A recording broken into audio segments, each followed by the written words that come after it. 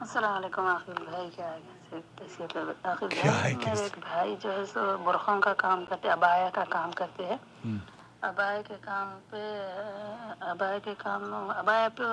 وہ ڈالتے ہیں، تخویر ڈالتے، کام ڈالتے اس کے اوپر، کام ڈالتے ہو تو وہ کر سکتے ہیں یا نہیں؟ تطریز یا اس ان کا کو ابایا کے اوپر کام آتا، کام، جو بھی کام آتا زری کا، اس کا وہ بالکل کام زری کا، کرتے۔ اوکے، جو دکان پہ کام ہوتے وہ دکان ان کو وہی کام دیتے، ابایا کے اوپر کام تطریز کا جو ڈالنے کا، کام ہے، صحیح ہے، یعنی اوکے۔ ڈال سکتے ہیں کام۔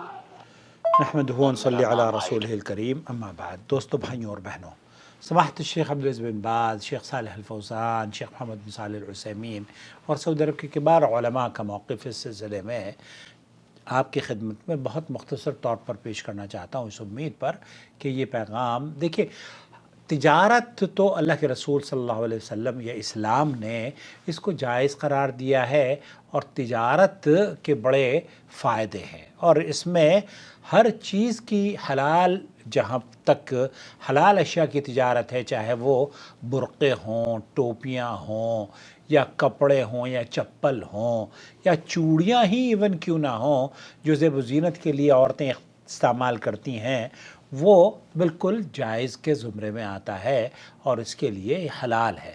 البتہ شیخ صالح الفوزان سے پوچھا گیا کہ بہت سارے برقعے ایسے ہوتے ہیں جو کہ ان پہ تطریز کا خوب کام ہوتا ہے، مطلب برقع کام وہ نمائش زیادہ لگ رہی ہوتی ہے، تو شیخ نے فرمایا پھر یہ جائز نہیں ہے، کیونکہ یہ تو فتنے کا ایک سبب ہے۔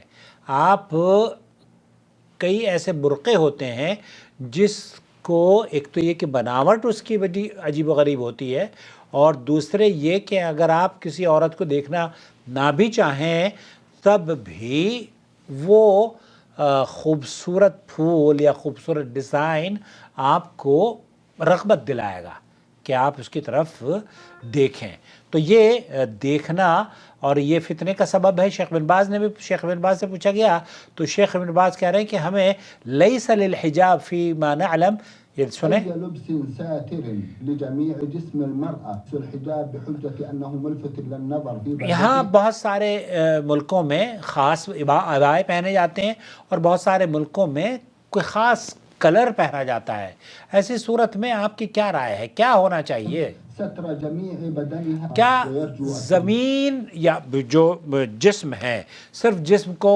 چھپانا ہی کافی ہے، یا اس کا کوئی طریقہ کار ہے، خاص لباس ہے، يا شيخ عبد العزيز خاص کلر ہے، خاص طریقہ کار ہے؟ جزاكم الله خيرا.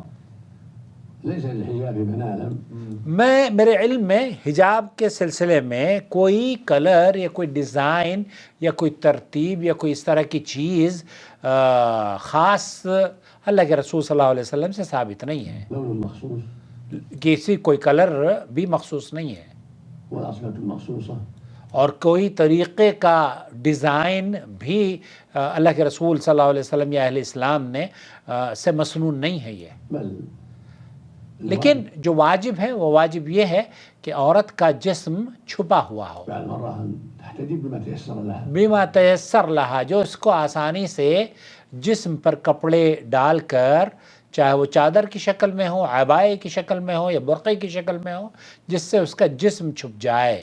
من الملابس التي تعتادها في بلادها وبين قومها.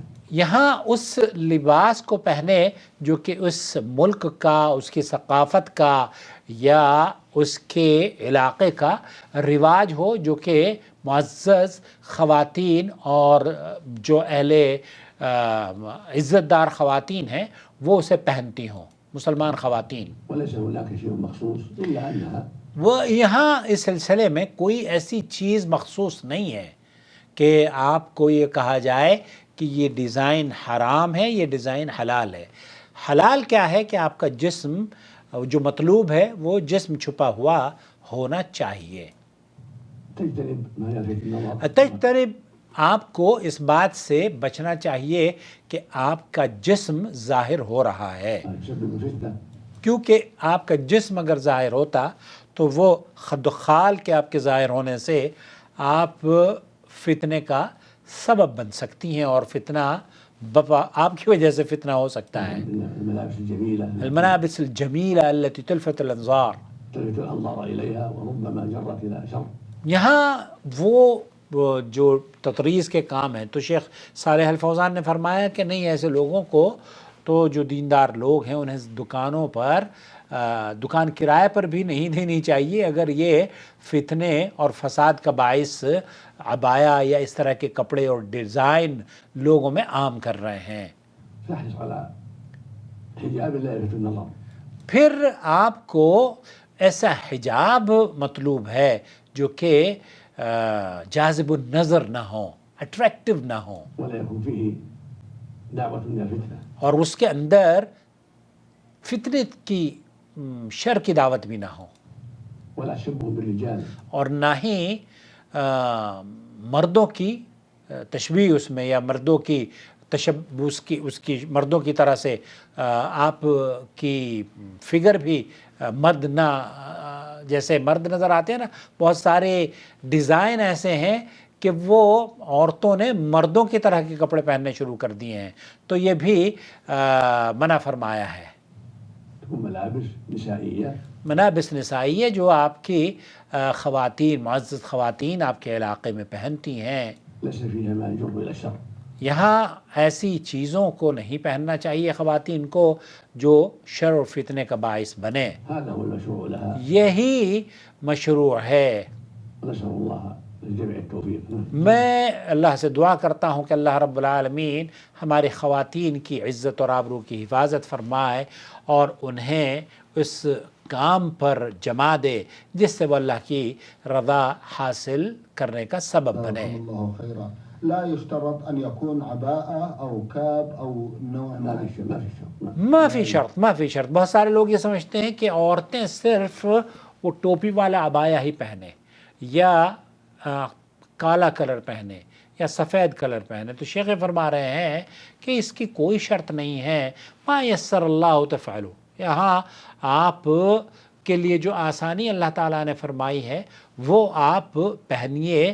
المہم ان یکون حجاب فقط، تو حجاب ہونا چاہیے، آپ کا پورا جسم چھپا رہنا چاہیے۔ امید ہے وضاحت ہو گئی ہوگی۔ خلاصہ کلام یہ ہے کہ اگر شیخ صالح الفوزان کی جو گفتگو ہے، انہوں نے کہا کہ یہ جائز نہیں ہے کسی ایسے شخص کے لیے کہ وہ دکانوں کو بھی کرائے پر دے ایسے لوگوں کو جو کہ اس طرح کے ڈیزائن بنا کر، اور بہت سارے اہل علم کا موقف یہ ہے کہ اگر اس پر کوئی ایسی چیز بنی ہوئی ہے تطریز میں یا ڈیزائن میں جو کہ معمولی سی ہے اور وہ آپ کے علاقے میں عورت کے جسم کو نمایاں نہیں کرتی، بہت لوگ ایزی لیتے ہیں، جیسے سعودی عرب میں بہت سارے ڈیزائن ہیں کہ وہ سامنے سے گزرتی ہیں خواتین، لیکن جس پہ ایکسٹرا آرڈنری کام ہوتا ہے اور بہت ساری واہیات چیزیں بعض مرتبہ لکھوا لی جاتی ہیں، تو ان سے منع فرمایا ہے اور انہیں نہیں پہننا چاہیے۔ واللہ عالم۔ وما أرسلنا من قبلك إلا رجالا نوحي إليهم فاسألوا أهل الذكر إن كنتم لا تعلمون بالبينات والزبر وأنزلنا إليك الذكر لتبين للناس ما نزل إليهم ولعلهم يتفكرون